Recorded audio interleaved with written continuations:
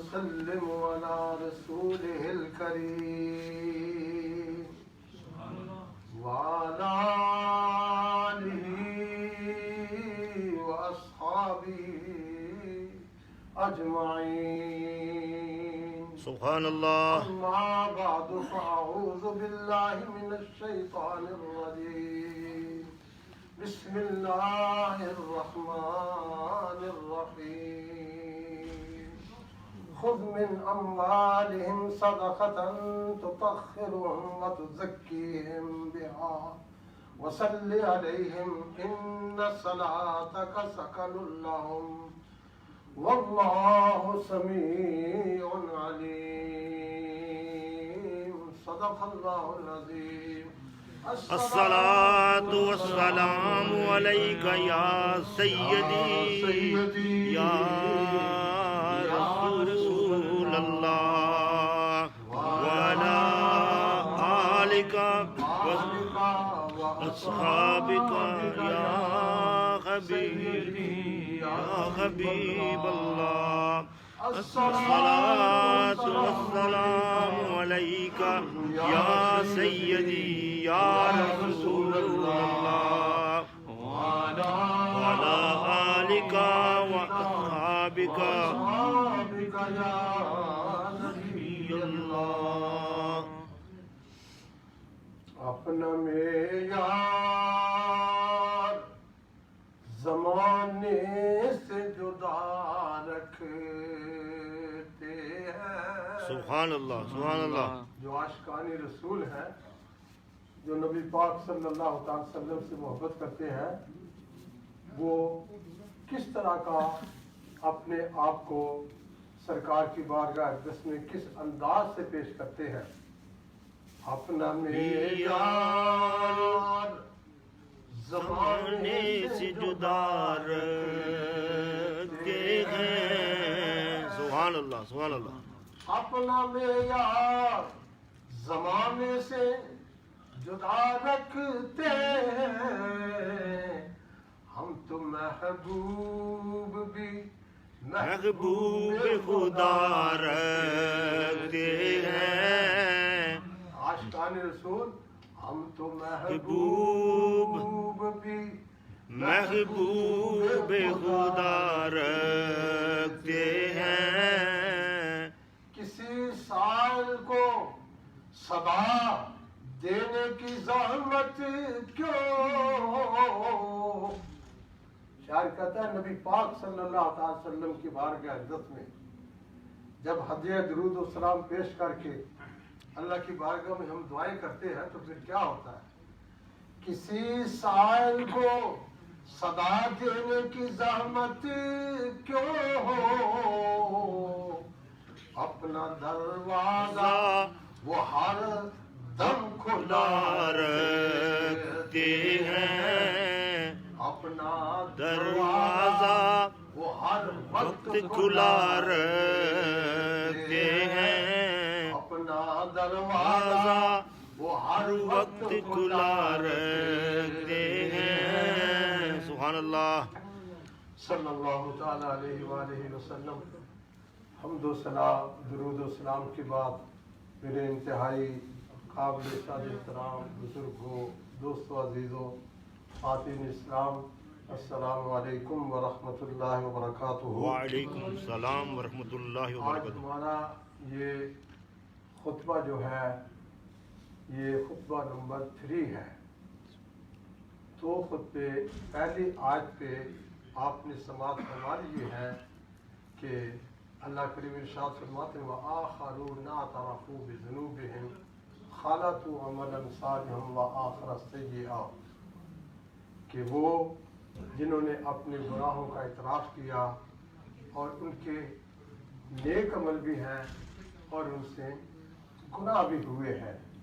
عسى اللہ ان یتوب علیہم، اللہ تعالیٰ جلدی ہی ان کی توبہ کو قبول فرما لے. سبحان اللہ سبحان. اور یہ شان ہے اللہ کی کہ ان اللہ غفور الرحیم، اللہ تعالیٰ تو بخشنے والا ہے، مہربان ہے. اس کا پوری ڈیٹیل آپ سن چکے ہیں صحابہ کرام کے متعلق آج اس سے نیکسٹ ون جو آیت ہے وہ میں نے تلاوت کی ہے، اس کی مختصر تشریح اور آپ نے تفسیر عرض کرنی ہے۔ پہلے آپ ترجمہ سماعت فرمائیں اور پھر میں اس کی تشریح عرض کرتا ہوں۔ بسم اللہ الرحمن الرحیم، خذ من اموالہم صدقۃ تطہرہم وتزکیہم بہا وصل علیہم ان صلاتک سکن لہم واللہ سمیع علیم۔ سبحان اللہ۔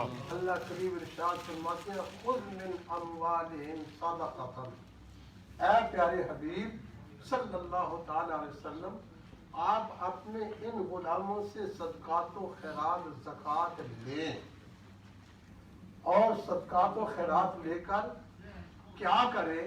اللہ کریم فرماتے ہیں تطہرہم وتزکیہم، کہ اس صدقات و خیرات زکوٰۃ کے ذریعے اے محبوب تم انہیں صاف ستھرا اور پاکیزہ کر دو۔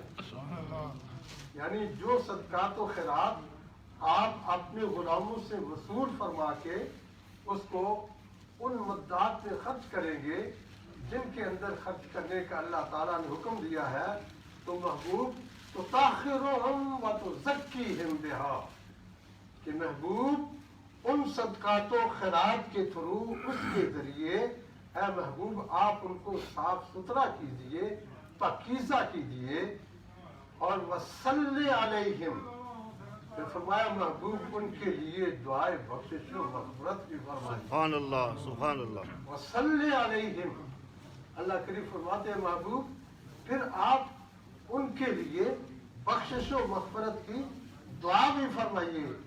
ان صلاتک سکن لہم، محبوب جو آپ کی دعا ہے نا، جب آپ ان کے لیے دعائے بخشش فرماتے ہیں نا، محبوب ان کے لیے باعث تسکین ہوتی ہے۔ ان کو یہ یقین ہو جاتا ہے کہ ہمارے وہ اعمال صالحہ، ہمارے وہ صدقات و خیرات جو ہم نے اللہ کی رضا کے لیے اللہ کی محبوب کی بارگاہ میں پیش کیا ہے، محبوب جب آپ دعا فرماتے ہیں تو ان کو اس بات سے سکون ملتا ہے۔ آپ کی دعا ان کے دلوں کا قرار ہے، آپ کی دعا ان کے دلوں کو اطمینان اور سکون عطا فرماتی ہے۔ سبحان اللہ۔ آگے اللہ کریم اینڈ پہ ارشاد فرماتے ہیں واللہ سمیع علیم۔ سبحان اللہ۔ فرمایا اللہ تعالیٰ سب کچھ سننے والا ہے اور سب کچھ جاننے والا ہے۔ اللہ سے انسان کی دل کی جو دھڑکن ہے نا، ہمارے دل کی دھڑکن جو ہے، ہماری آنکھوں کی جو پلکیں جھپکتی ہیں، اس کی بھی کوئی آواز ہے تو رب العالمین ذات اقدس وہ بھی سنتے ہیں۔ اور ہمارا کوئی عمل، ہمارا کوئی عقل، کوئی فعل رب کی ذات سے پوشیدہ نہیں ہے۔ اللہ کریم ہمارے تمام اعمال کو دیکھ رہا ہے۔ برادران اسلام، یہ اس آیت کا ترجمہ ہے۔ آپ نے سن لیا پیچھے دو خطبوں کے اندر کہ اللہ کریم نے ان صحابہ کرام کو جن سے جہاد میں غفلت ہوئی تھی، جب انہوں نے توبہ استغفار کی اور اللہ کے محبوب علیہ السلام نے اپنے مبارک ہاتھوں سے جب ان کو پلڑوں سے ستونوں سے کھولا، ان کی خوشی کی کیا انتہا تھی، کیونکہ انہوں نے کہا یہ تھا کہ جب تک رسول اللہ ہم کو نہیں اس سے کھولیں گے ہم خود نہیں کھلیں گے۔ تو جب سرکار نے کھولا، گھر گئے، جو ان کے پاس ساز و سامان تھا وہ نبی پاک صلی اللہ علیہ وسلم کی بارگاہ اقدس میں ڈھیر کر دیا۔ عرض کی یا رسول اللہ، اس مال دولت کی وجہ سے ہم پہ غفلت طاری ہوئی تھی، ہم جہاد سے پیچھے رہ گئے تھے۔ یا رسول اللہ صلی اللہ تعالی وسلم، آقا یہ مال و ثواب ہم آپ کی خدمت میں پیش کرتے ہیں، یا رسول اللہ جہاں دل چاہتا ہے آپ ان کو خرچ فرمائیں۔ جب انہوں نے یہ عمل کیا، یہ عکس کیا، یہ فعل کیا، تو پھر اللہ کریم نے فرمایا خذ من اموالہم صدقہ، محبوب آپ ان کے اپنے غلاموں سے جو یہ صدقات و خیرات لے کے آئے ہیں، محبوب کو آپ قبول فرما لیجئے، اے حبیب ان سے لے لیجئے، یہ جس ذوق اور شوق کے ساتھ اپنی توبہ کی تکمیل کے لیے اپنا مال اے اللہ کے محبوب آپ کی بارگاہ میں پیش کر رہے ہیں، محبوب ان کا مال، ان کا صدقات و خیرات قبول فرمائیں، اور پھر کیا کریں تو تطہرہم وتزکیہم بہا، محبوب جو انہوں نے صدقات و خیرات دیے ہیں، جو انہوں نے ہدیات دیے ہیں، محبوب ان کو لے کر ان کو پاک کریں، ان کو صاف کریں، کس چیز سے پاک کریں، کس چیز سے ان کو پاکیزہ کریں، کس چیز سے ان کو ستھرا کریں، ظاہر ہے یہ ظاہری میل غیر تو مراد نہیں ہے، یہ ظاہری کپڑوں کے اوپر میل یا جسم پہ پر نہیں، بلکہ جو دل کی میل ہے، محبوب جو گناہوں کی میل ہے، حبیب ان کے صدقات و خیرات قبول فرما کے محبوب ان کو گناہوں سے پاک اور صاف، سبحان اللہ، سبحان اللہ، سبحان اللہ۔ اس سے کیا ثابت ہوتا ہے؟ اس سے یہ ثابت ہوتا ہے کہ جب ہم اللہ کی رضا کے لیے، اللہ کی خوشنودی کے لیے کسی بھی کار خیر میں اپنا مال خرچ کرتے ہیں، وہ مسجد کی تعمیر و ترقی ہو، مسجد کی آبادی ہو، دینی ادارے ہو، غریبوں مسکینوں کی، یتیموں کی، بیواؤں کی خدمت ہو، اپنے غریب رشتہ داروں کی خدمت ہو، جب یہ سب کچھ کیا جاتا ہے تو اللہ کریم ان صدقات و خیرات کے تھرو اس آیت کی روشنی میں جو اللہ نے اپنے محبوب کو فرمایا ہے، اللہ تعالیٰ ان کے گناہوں کو صاف کر دیتے ہیں، ان کو گناہوں سے پاکیزہ کر دیتے ہیں۔ سبحان اے اللہ، عاشقان رسول، آؤ ہم وہ اعمال سیکھ لیں، ان اعمال پہ عمل کریں جو رسول اللہ صلی اللہ تعالی وسلم کے صحابہ کرام نے پریکٹیکلی حضور کی ذات اقدس کے سامنے کر کے دکھائے ہیں۔ اللہ تعالیٰ کی ذات اقدس نے حضور کے صحابہ کو، سرکار کی اہل بیت کو، ہم جو بعد میں قیامت تک آنے والے مسلمان ہیں، ان کو ہمارے لیے اللہ نے ایگزامپل بنایا ہے، ماڈل بنایا ہے، ان کو ہمارے لیے، ان کو دیکھ کر، ان کے اعمال دیکھ کر، ان کا عشق دیکھ کر، ان کی محبت دیکھ کر، ان کے صدقات و خیرات دیکھ کر ہمیں راہ عمل، راہ مستقیم پہ چلنے کی اللہ تعالیٰ کی ذات اقدس نے ہمیں سکھایا ہے کہ تم نے اس وے پہ چلنا ہے، اس راستے پہ چلنا ہے۔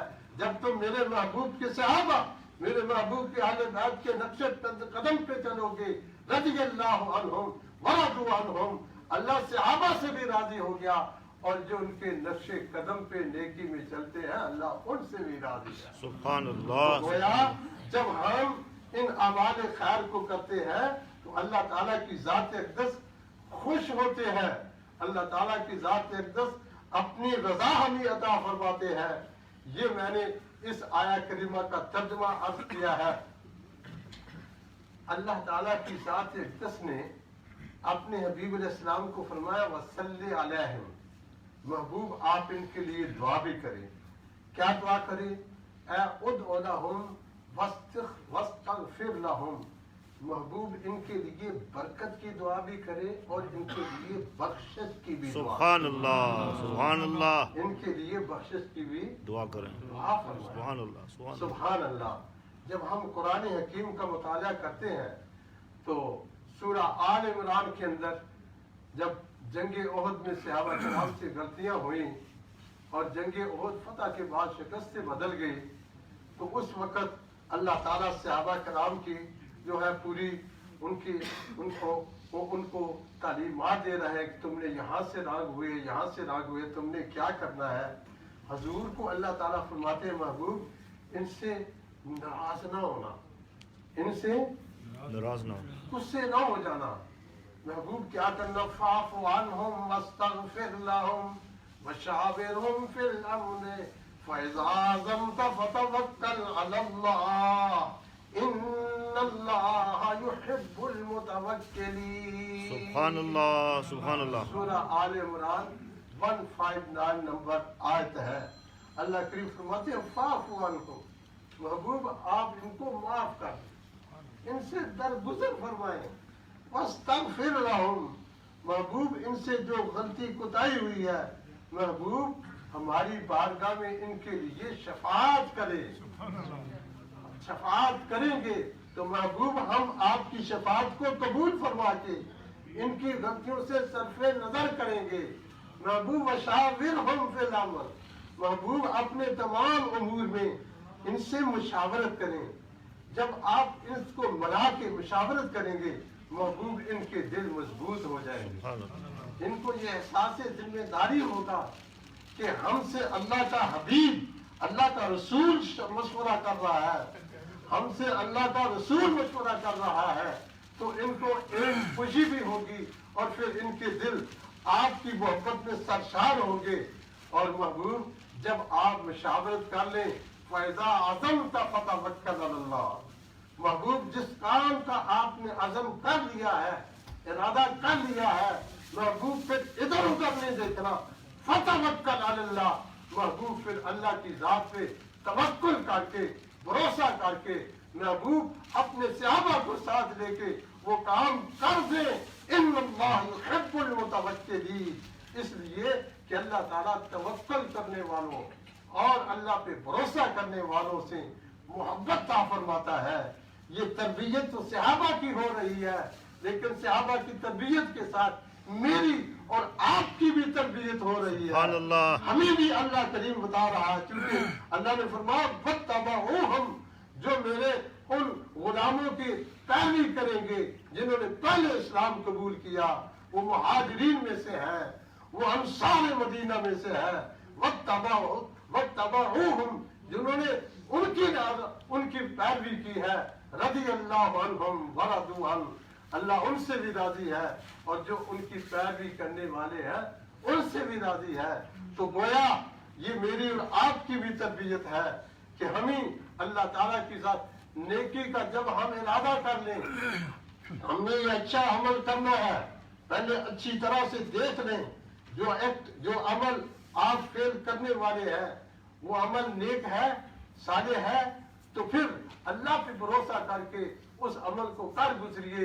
اللہ تعالیٰ جو اس پہ توکل کرتا ہے اور اللہ کی ذات پہ جو ٹرسٹ کرتا ہے اللہ اس سے لو کرتا ہے، اللہ اس کو اپنا محبوب بناتا ہے. سبحان اللہ سبحان اور اللہ. دوسرے مقام پہ حضور صلی اللہ علیہ وسلم کے ساتھ صحابہ کرام جمع مشاورت ہو رہی تھی مختلف امور پہ. اس وقت اللہ کریم کی ذات اقدس ارشاد فرماتے ہیں کچھ صحابہ سرکار سے اجازت لے کے اپنے دیگر امور کو سنوارنے کے لیے کام کاج کے لیے جانا چاہتے تھے.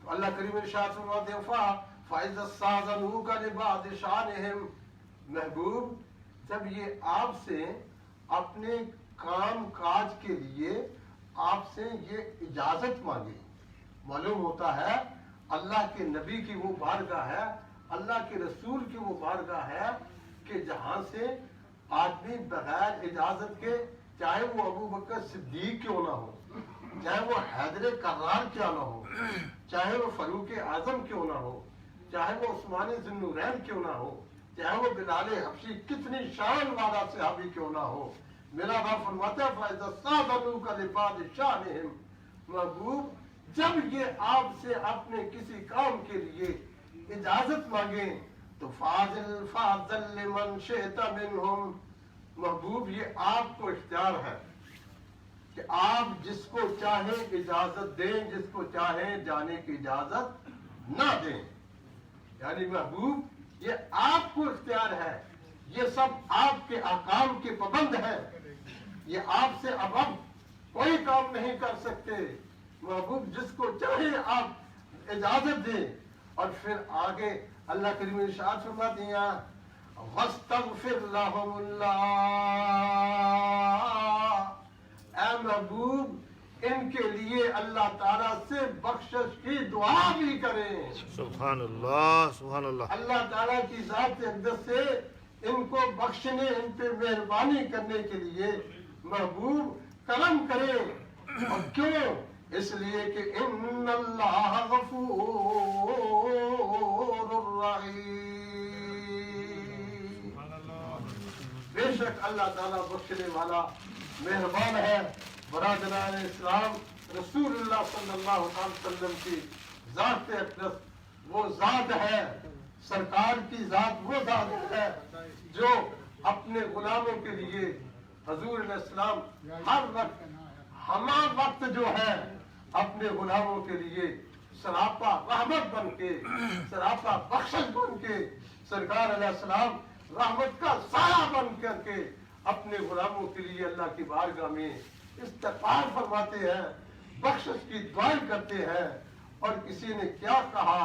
خود کہا ہے سہارا ہمیں مصطفیٰ کا، سبحان اللہ. چھوڑ دے جو چھوڑتی ہے دنیا.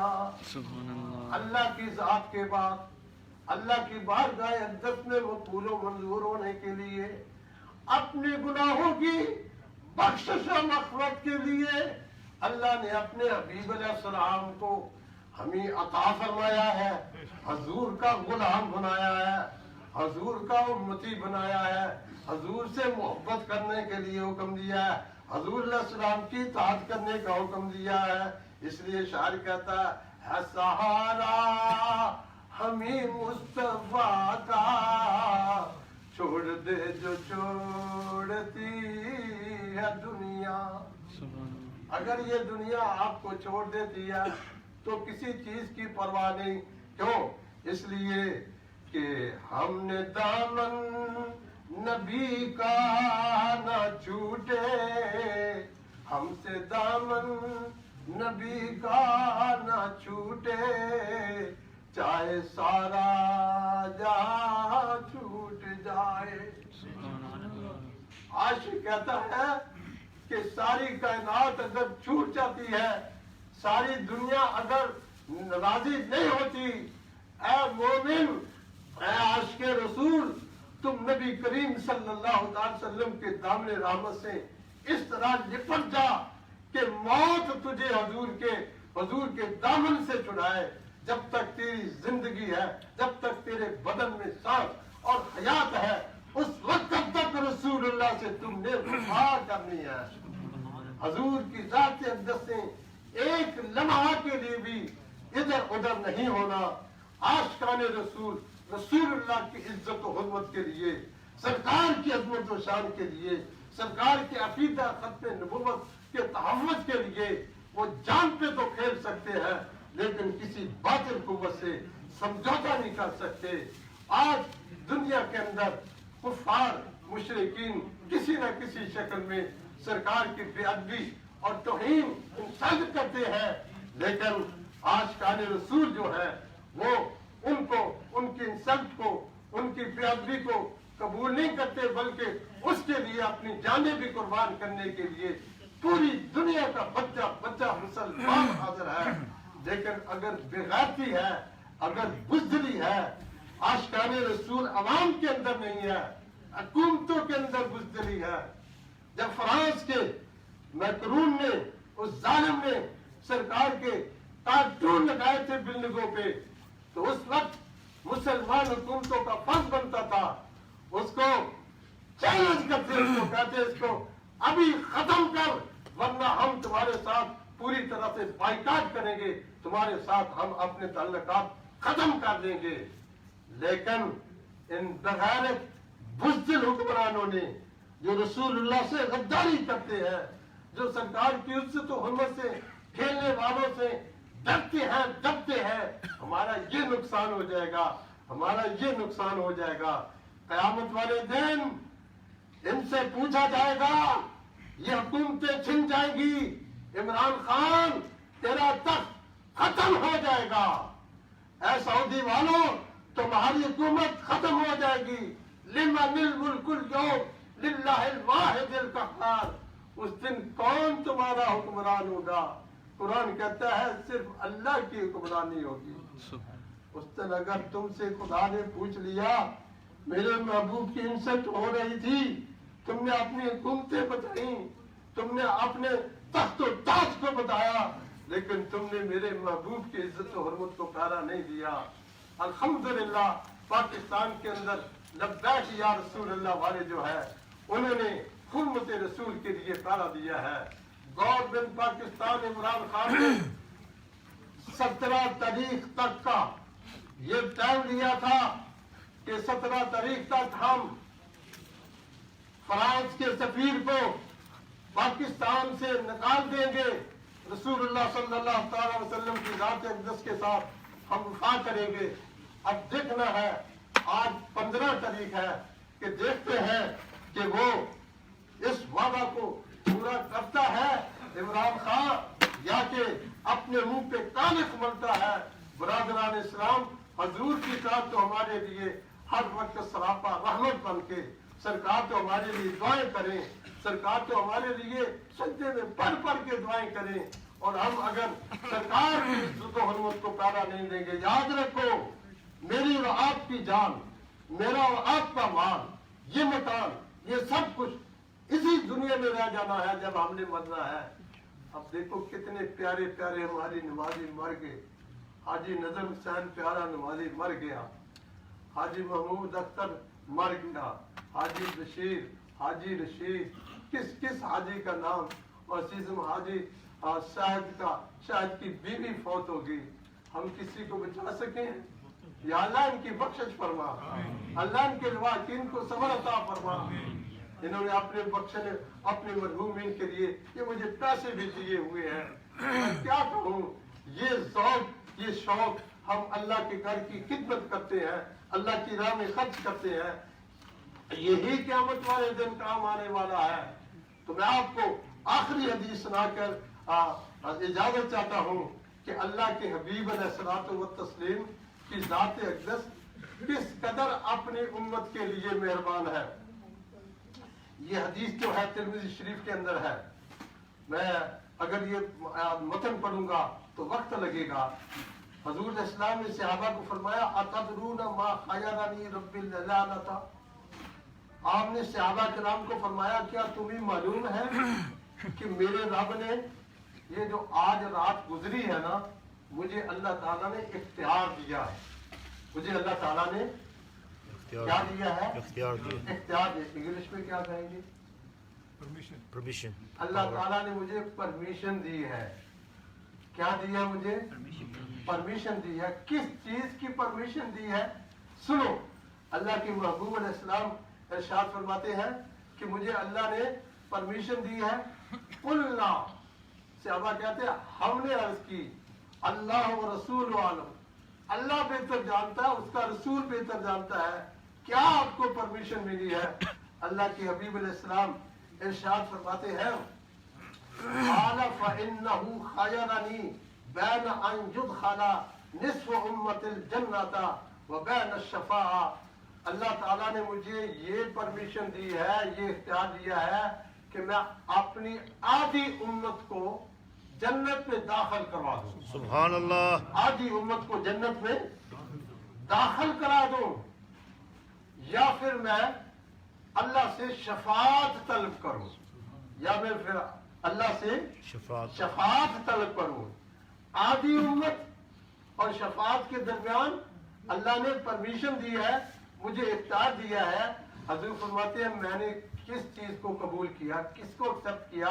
फ़ख्तब्तु शफ़ाअ, अर्ज़ की, फरमाया मैंने अल्लाह ताला से ये नहीं लिया कि मेरी आधी उम्मत को बख्श दिया जाए, मैंने अल्लाह से शफाअत मांगी है। सुभान अल्लाह। हजूर फरमाते हैं मेरा उम्मती आखिरी उम्मती भी जब तक दोज़ख से आजाद होकर जन्नत में नहीं जाएगा, मैं शफाअत करता रहूंगा। सुभान अल्लाह। मैं शफाअत करता रहूंगा।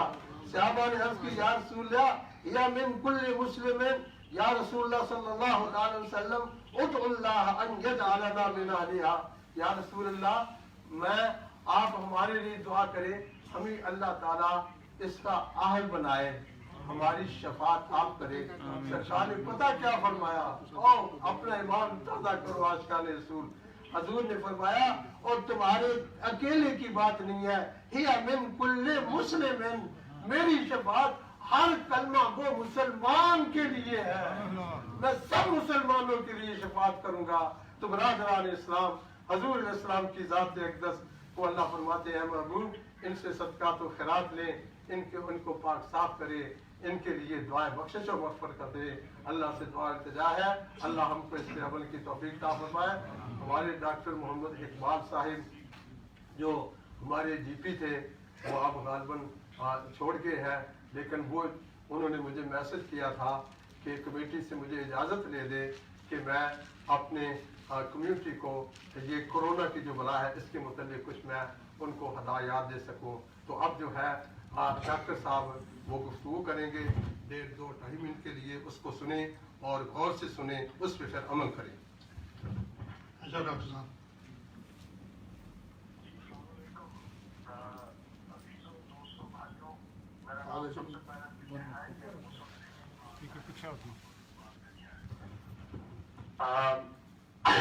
میں آپ کا بہت مشکور ہوا.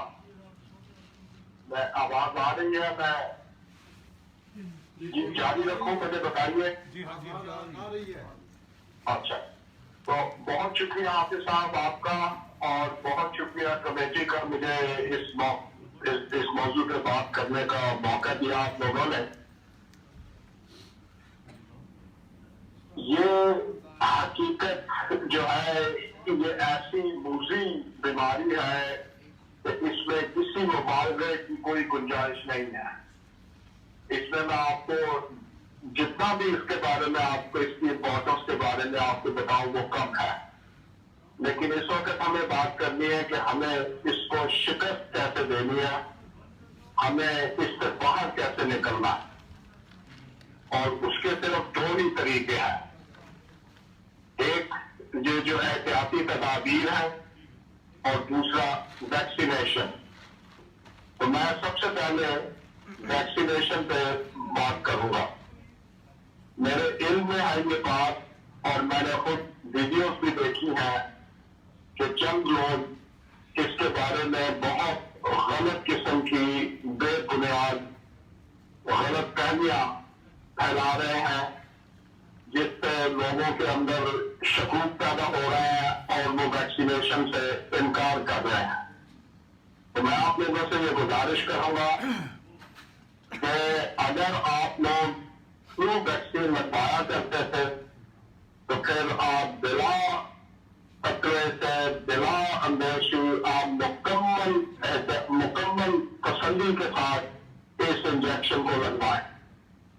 جب آپ کو انویٹیشن آئے تو آپ اس پہ ضرور جائیں. اس بات میں نہ پڑے کہ یہ کون سا ویکسینیشن ہے، کیونکہ اس وقت 3 قسم کی ویکسینیشن موجود ہیں، وہ تینوں صحیح ہیں. میں آپ کو یہ بتا دوں کہ جس دن مجھے انجیکشن کی انویٹیشن آئے گی میں اس پہ ضرور جاؤں گا. اور میں یہ آپ اس بات کو جان لیجیے کہ ہم میں سے کوئی بھی پروٹیکٹڈ نہیں ہے جب تک کہ ہم سب پروٹیکٹڈ نہیں ہیں. اگر ہم میں سے چند لوگ انجیکشن لگوائیں گے تو وہ اتنا فائدہ مند نہیں ہوگا جتنا کہ زیادہ سے زیادہ لوگ لگوانے سے یہ بیماری جلد سے جلد ختم ہوگی. تو اس لیے وہ لوگ جو گمراہ لوگ جو ہم لوگوں کو گمراہ کرنے کی کوشش کر رہے ہیں، پلیز ان کی بات نہ سنیں، بلکہ ان کو کنفرنٹ کریں اور اس میں مذہب کو نہ لے کے آئے. اس میں حرام حلال کا کوئی چکر نہیں ہے. اور اگر آپ فلو ویکسینیشن سے آپ کو کوئی ریئیکشن نہیں ہوا تو اس پہ بھی ریئیکشن کے چانسز آلموسٹ نل ہے. تو تھوڑی سی بات اب میں احتیاطوں کے بارے میں یہ کہہ دوں کہ حکومت نے جو احتیاطیں بتائی ہیں وہ منیمم احتیاطیں ہیں. وہ تو آپ کو ضرور کرنی ہے، لیکن اگر آپ اس سے زیادہ احتیاط کرتے ہیں تو وہ اچھی بات ہے، وہ بری بات نہیں ہے. اس سے کم तमाम एहतियात आपको नहीं करनी। इसलिए ये जो चीजें वो बता रहे हैं कि मास्क मुंह पे लगाना और उसको सही तरीके से लगाना कि आपका नाक उससे कवर हो, और जो 2 मीटर, बल्कि अब तो 2 मीटर से भी ज्यादा का डिस्टेंस का वो कह रहे हैं, क्योंकि ये जो नई स्ट्रेन आई है ये बहुत तेजी से फैलती है, उसका एहतियात करें। और हाथ को बार बार धोना और हाथ मिलाने से गुरेज करें। और जब आप शॉपिंग के लिए जाते हैं तो उसमें भी जो हमारी शॉप्स हैं, क्योंकि उनमें इतने एहतियात नहीं होती, तो उसके लिए भी बाहर एहतियात करें। और एक बात अपने से पूछें कि ये जो काम मैं लगा हूं करने, या किसी को मिलने जाने लगा हूं, या बुलाने लगा हूं, या बाहर जाने लगा हूं, या ये कुछ करने लगा हूं, क्या ये वाकई बहुत जरूरी चीज है? क्योंकि बगैर वैक्सीनेशन और बगैर एहतियाती तदाबीर के हम इससे बाहर नहीं निकल सकेंगे। तो मैं यहीं पर खत्म करता हूँ ये बात। आपका बहुत कुछ शुक्रिया अदा करता हूँ। मैं अखबार रेडियो वालों से भी बात कर रहा हूँ, तो उस पर सवाल जवाब भी हो सकेंगे। तो आप लोग अपना ख्याल रखें और आपका बहुत शुक्रिया।